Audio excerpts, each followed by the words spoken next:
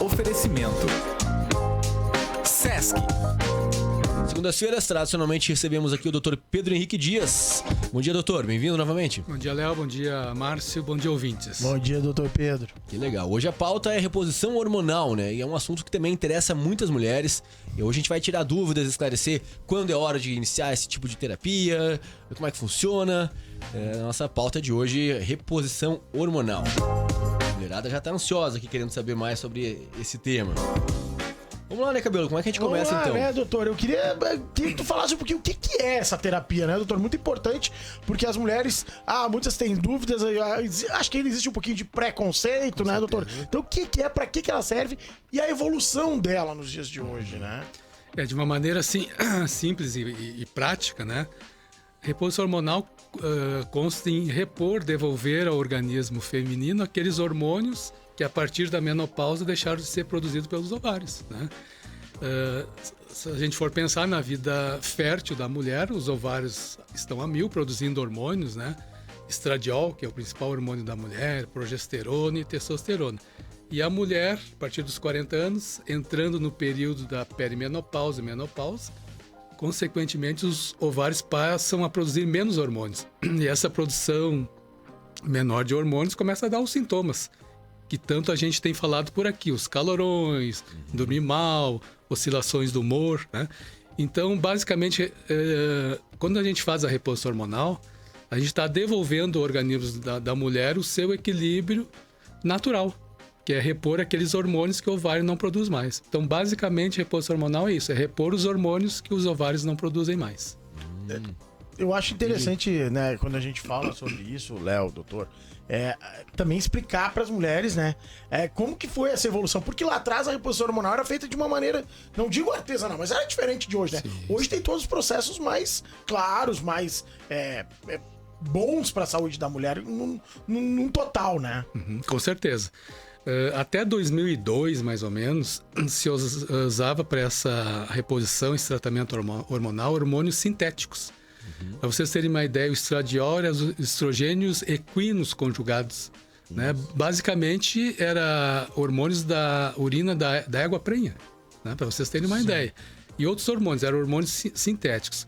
Mas hoje em dia a gente usa hormônios bioidênticos. O que quer dizer hormônios bioidênticos? É o mesmo hormônio que a mulher produzia. É feito na indústria, ou na manipulação, mas a estrutura química molecular desse hormônio é o mesmo do hormônio natural. Então não é mais aquele hormônio sintético.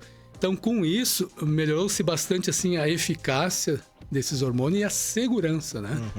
E então hoje em dia se usam basicamente 3 hormônios. O estradiol, como eu falei, é o principal hormônio da mulher. E muitas vezes a mulher vai precisar somente do estradiol. Ele que protege os ossos, dá aquela proteção cardiovascular e alivia sintomas. As mulheres com útero vão usar a progesterona e algumas vão usar a testosterona. Então é uma coisa assim muito individualizada, né? Tem cada caso é único, né? Então é importante esclarecer que hoje em dia o tratamento é totalmente diferente de alguns anos atrás, né?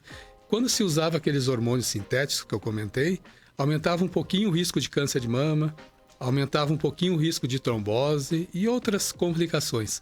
Mas mesmo assim era muito pouquinho. Mesmo assim valia a pena usar, porque o benefício era muito maior do que o risco. Mas esses hormônios a gente não usa mais. Hoje não tem mais na indústria, não se usa mais. Ainda existe, né? Mas não se usa mais, né? Porque tudo também dentro da reposição hormonal depende de custos, né? Claro. Então aquelas pacientes que vão e procuram ajuda no SUS, muito provavelmente elas terão uma receita de um comprimido, que é o hormônio sintético, né? Mas como eu falei, mesmo assim vale a pena ser usado, porque os benefícios são muito maiores que os seus riscos, né? Até antes da gente avançar na pauta, inclusive já recebemos aqui a primeira pergunta do ouvinte Edson. Ele tá trazendo aqui a dúvida da sua esposa, a teacher Annelise Salgado, justamente essa questão, se a reposição hormonal pode causar ou acelerar processos cancerígenos, né? Então essa é a informação que o doutor acabou Ótima pergunta, né? No consultório, quando eu falo em reposição hormonal, a primeira pergunta mas não vai dar câncer? Né? Essa é a grande pergunta, né? Então eu costumo falar assim que as pacientes se preocupam muito com câncer de mama na reposição hormonal e tem que se preocupar, porque é o câncer mais comum da mulher. Sim. E se preocupam, por exemplo, com a principal causa de morte depois da menopausa, que é a doença cardiovascular. Quando eu falo em doença cardiovascular, eu falo em infarto e AVC, que é o derrame. Só para vocês terem uma ideia, dentro das causas de morte depois da menopausa, 30% das mulheres morrem de doença cardiovascular e 3% morrem de câncer de mama, né? Então, eu sempre proporção, né? Eu sempre digo. 10 para 1. Quando você inicia o tratamento normal dentro de uma janela de oportunidade que existe, existe essa proteção cardiovascular. Então, você está fazendo um tratamento que ajuda na prevenção de infarto e derrame, né? Que é o que mais mata, né? Sim. E o câncer de mama tem que ser preocupado. Mas, para vocês terem uma ideia, quando eu reponho só o estradiol, eu diminuo o risco de câncer de mama. Então, essa ideia que aumenta o risco de câncer de mama, né? Aumenta muito pouco.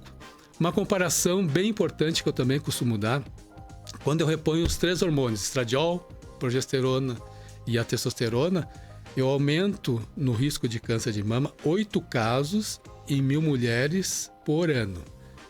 Por exemplo, obesidade. A mulher obesa, ela tem 3 casos em cada 1.000 mulheres de câncer de mama por ano. Então, a mulher obesa tem 3 vezes mais câncer de mama do que aquela que faz reposição hormonal. E aí o pessoal não quer fazer reposição hormonal porque tem esse medo, mas esquece que tem que perder peso. Tem situações, né? que acabam causando um impacto pior. O sedentarismo aumenta 2 vezes, ingestão de álcool aumenta 2 vezes. Então tem coisas referentes ao estilo de vida que aumentam muito mais o risco de câncer de mama do que a reposição hormonal. Olha só quantos fatores envolvidos, né? Não é só a questão, vou repor ou não repor, preocupação com relação às suas consequências, né? Mas bem interessante essa primeira participação aqui dos nossos ouvintes. E muita gente tem essa dúvida, né, doutor? Afinal, quem pode e quem deve fazer essa reposição hormonal e quem não deve, por exemplo? Existem, então, as indicações. Reposição hormonal é uma medicação. Então, como qualquer outra, tem suas indicações, suas contraindicações e seus efeitos colaterais. Então, a indicação básica é para sintomas. Então, aquela mulher, depois dos 40 anos, começa a ter calorões, acordar à noite, fadiga, cansaço e tudo isso que a gente tem falado, geralmente vai iniciar a sua reposição hormonal, né? Só que hoje em dia, a gente sabe que reposição hormonal não é só para melhorar sintomas. Todos esses que a gente sempre comenta aqui. É também prevenir problema lá no futuro. A gente sabe que com o passar dos anos, com o envelhecimento, essa falta de hormônio predispõe até a osteoporose, onde o osso fica mais frágil e quebra, aumenta o risco de infarto e derrame, e uma coisa bem recente, ajuda na prevenção do Alzheimer. Olha só que coisa importante. Os estudos estão evoluindo sobre isso. Evoluindo bastante sobre isso. Então, se repõe os hormônios para melhorar a qualidade de vida, melhorar os sintomas e prevenir essas doenças que podem aparecer ao longo do prazo, né? Então, essas são as principais indicações. Quanto às contraindicações, cada vez são menos, né? Hoje em dia, são mulher que teve o câncer de mama, né? Mulher que teve câncer de útero, mulher com histórico de trombose ou embolia pulmonar, né? Doenças graves do fígado, cirrose, insuficiência hepática. Então, essas são contraindicações. Na realidade, são poucas contraindicações, né? E uma pergunta muito comum quando a gente indica a reposição hormonal é as pacientes perguntarem: mas eu tive a minha mãe que teve câncer de mama, eu tive a minha irmã que teve câncer de mama.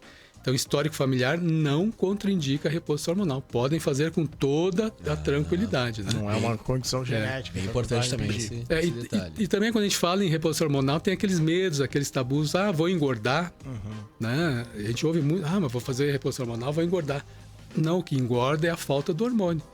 Então, hoje em dia, a gente sabe que a falta do estradiol, que é o principal hormônio da mulher, muda toda a distribuição de gordura no corpo dessa mulher. Vai todo pro abdômen. Então, repondo hormônio, na verdade, claro, fazendo atividade física, tendo bons hábitos alimentares, ela pode até perder de peso. Tem aquele medo de aumentar pelos, voz engrossar, aumento de clitóris, que geralmente é relacionado com a testosterona, né? Aí são casos de mulheres que usam a injeção de testosterona, que é para homem, né? Ali ela está usando 30 vezes mais hormônio do que realmente necessita. Aí é para outros motivos que ela está usando, motivos, né? Não é para o motivo que tu está aqui nos explicando. Então, tu usando uma dose fisiológica, normal, sem excessos, com certeza não terão esses efeitos colaterais. Perfeito. Tem algum momento certo para começar esse tratamento, doutor?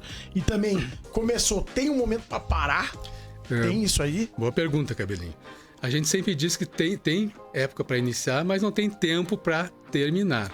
Então existe uma janela de oportunidade, o termo realmente é esse, né? O termo científico. O que quer dizer essa janela de oportunidade? A mulher tem que iniciar o seu tratamento antes dos 60 anos e antes de 10 anos de menopausa. Iniciando nesse período, ela vai ter todos os benefícios que a gente comentou aqui.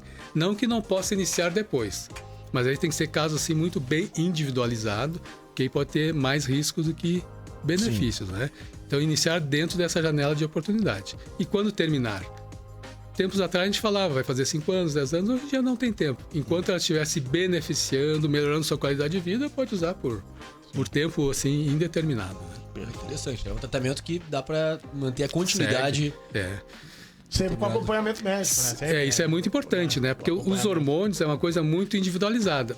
Tem que, às vezes, ajustar doses, mudar um, mudar outro. Então, o acompanhamento a cada 6 meses, no máximo 1 ano, é de extrema importância. Bacana. Pra gente já ir finalizando, 8h14, como é que se dá o tratamento na prática, doutor? São comprimidos que tu disseste que são medicamentos, né? Mas isso ocorre na forma de comprimidos? Como passa rápido o tempo, né? A gente vai falando e passa rápido. Então, a coisa mais importante em relação ao tratamento, ele é individualizado. Não é o mesmo para todas as mulheres, né? Então, como eu falei, se repõe sempre o estradiol, que é o hormônio mais importante, progesterona e testosterona, né? Também foi falado que hoje em dia se usa os hormônios bioidênticos. E existem hoje em dia várias formas de se usar esses hormônios bioidênticos.